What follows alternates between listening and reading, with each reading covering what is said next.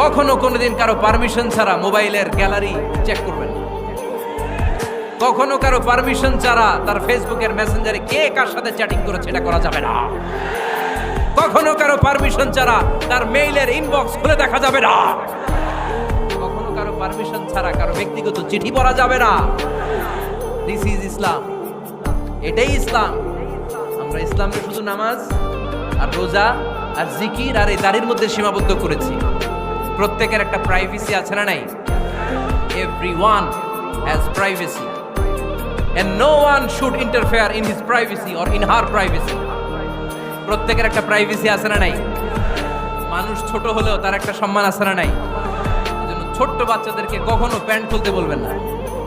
অনেকে বলে আরে ছোট মানুষ খোল খোল, আরে তুই খোল, এই খোল খোল খোল তো, আছে না নাই? ওরও প্রেস্টিজ আছে, ওরও সম্মান আছে। খবরদার, everyone has a personal space and no one should interfere someone's personal space.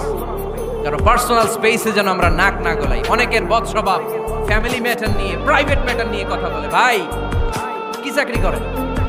সরকারি না বেসরকারি? সরকারি। বেতন কত? ওনার বেতন কত? এটা দিয়ে আপনার কি লাভ? ঠিক কি না?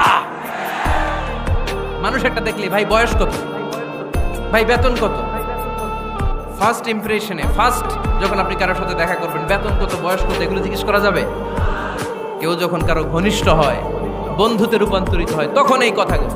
কিন্তু শুরুতেই প্রাইভেট ম্যাটার নিয়ে, পার্সোনাল ম্যাটার নিয়ে খোঁচাখুচি করা যাবে